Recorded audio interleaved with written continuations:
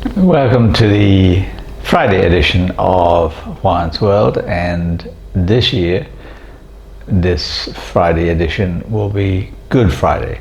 I'm, of course, recording this a few days earlier, but we're going into the darkest part of Easter for Christians. But paradoxically, Friday is also the center of Khmer New Year, which is the biggest holiday in Cambodia. So it's a very, very strange mixture of high elation among the Cambodian people and dark contemplation on the part of Christians. So let's get into that.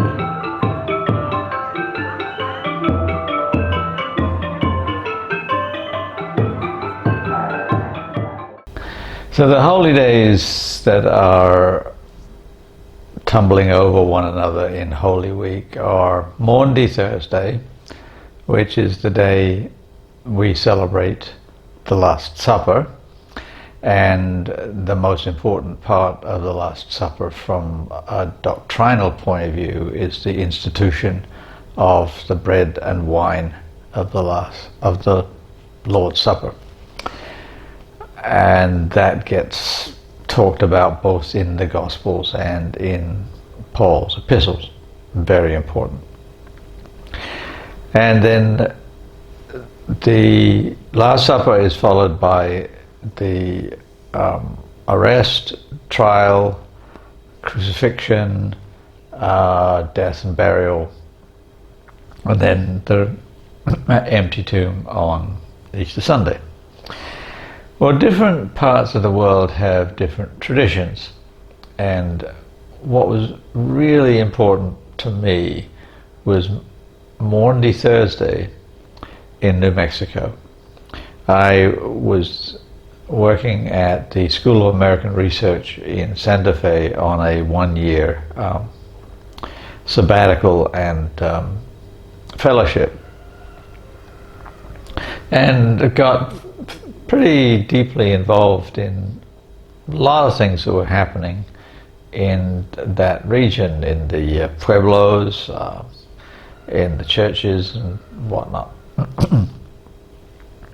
And there is a tradition in New Mexico of walking from where you live to the Santuario in Chimayo, which is in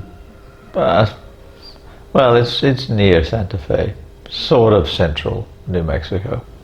People set out to walk from wherever they are to Chimayo. And in some cases, just walking from, let's say, Santa Fe to the Santuario is not, it's a long way, but it's not days and days and days. But some people walk from Albuquerque, and I'll see if I can impose a map at some point and give you some idea of the distances. I had a one-year-old son at the time, and I was not about to carry him from Santa Fe to Chimayo, but I did drive there early in the morning, and the roads were just flooded with people walking to Chimayo. When I got there first time, probably about 5-6 o'clock in the morning, there weren't that many people there, but by 10-11 noon it was just packed, and you couldn't even move around the village. And I found it really inspiring. These pilgrimages were of various sorts. I mean, like some people carried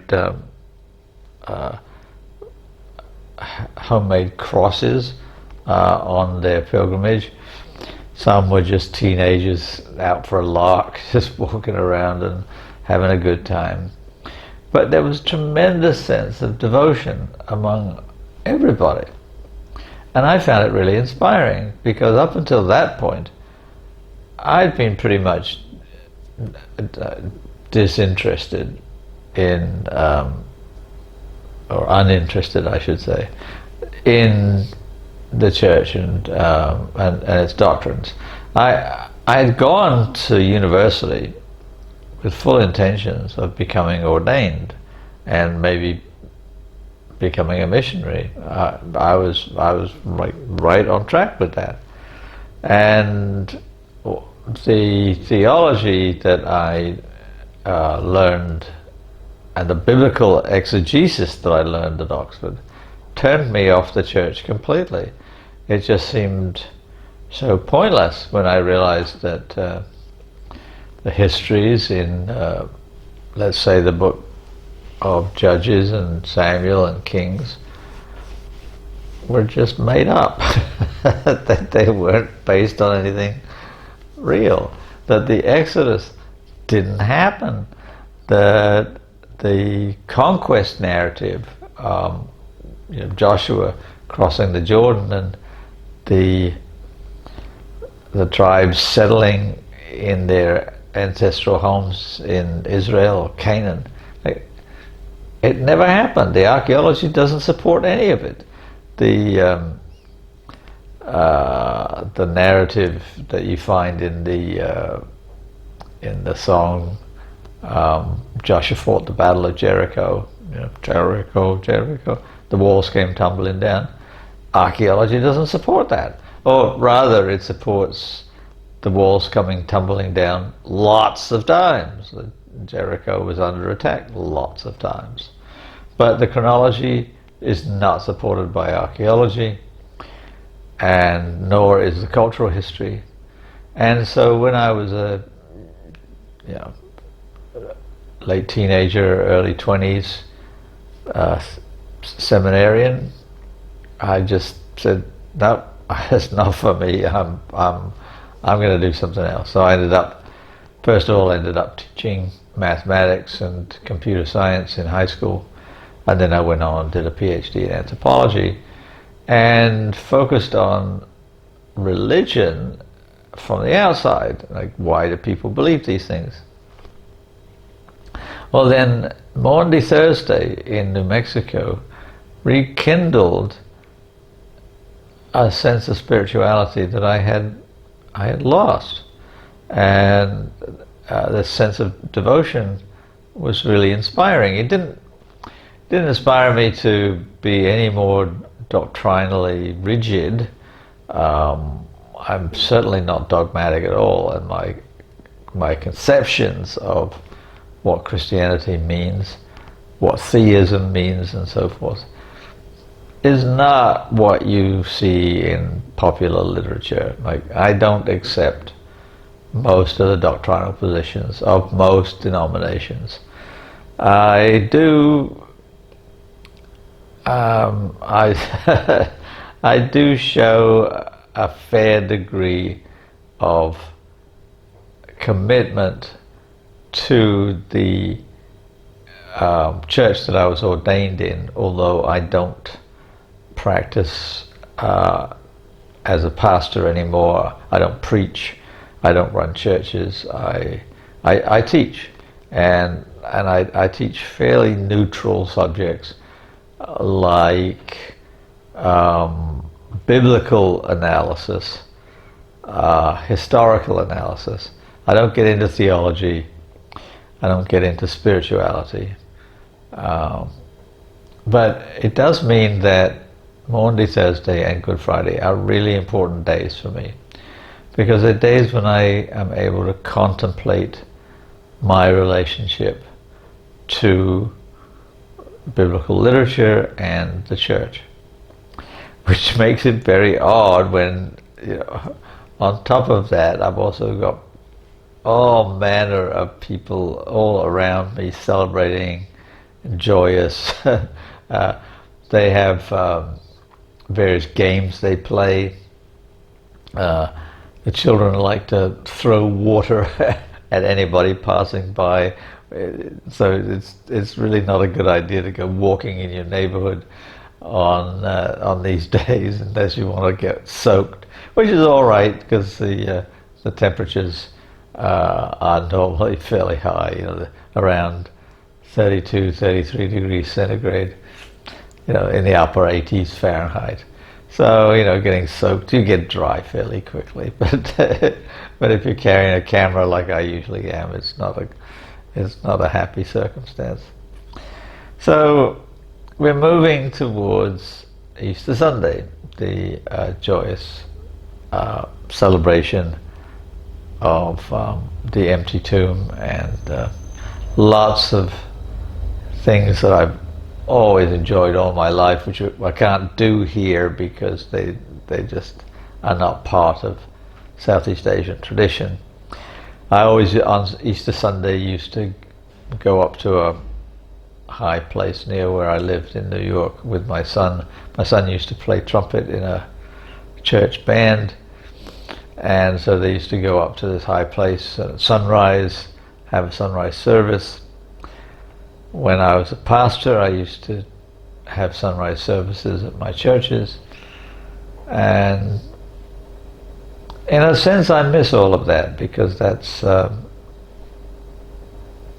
part of the unpacking, where you go deep down into meditation and sorrow at the crucifixion, and then a day of just nothing, the day between Good Friday and Easter Sunday.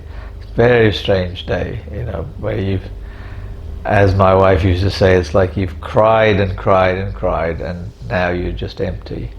And then you have Easter Sunday, sunrise, and everything's joyous again. And there are a couple of hymns that I love to sing on Easter Sunday.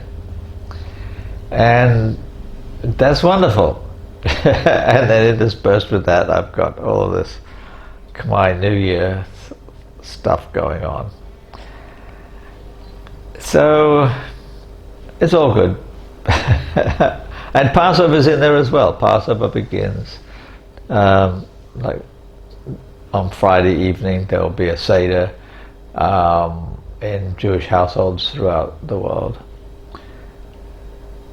It's all wonderful that everything celebratory comes together in different ways, in different forms, in different cultural traditions, but it's all celebration. That's wonderful. So I hope your weekend, I hope your Easter is joyous. I hope if you're Khmer that your New Year is wonderful, and if you're Jewish, I hope that you have a wonderful and blessed Seder. So please like and subscribe if you haven't already, and tell your friends.